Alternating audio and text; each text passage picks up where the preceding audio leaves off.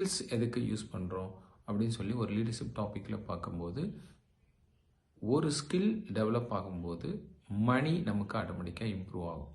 மணி improve பண்ணுறதுக்காக நம்ம skill improve பண்ணுறோம் அப்படின்னோம்னா மணி நமக்கு வராது, ஸ்கில்லும் இம்ப்ரூவ் ஆகுது.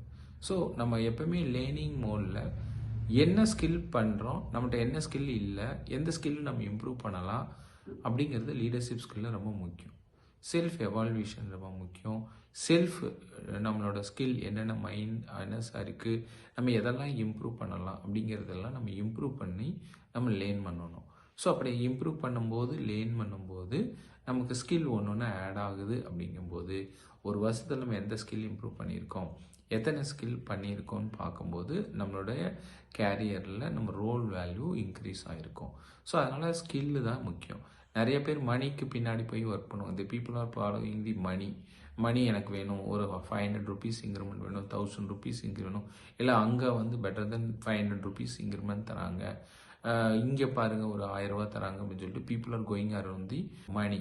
பட் மணி வந்து உங்களுக்கே தெரியும், மணி வேல்யூங்கிறது டெம்பரரி. பட் ஸ்கில் வேல்யூங்கிறது லாங் டைம் ஜேர்னியாக இருக்கும். ஸோ அதனால் எப்பவுமே ஸ்கில்லுக்கு இம்பார்ட்டன்ட் கொடுங்க.